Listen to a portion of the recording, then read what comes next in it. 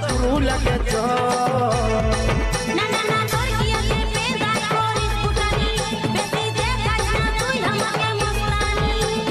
যদি বলিস বাঁচবো ভালো বলাবো রানী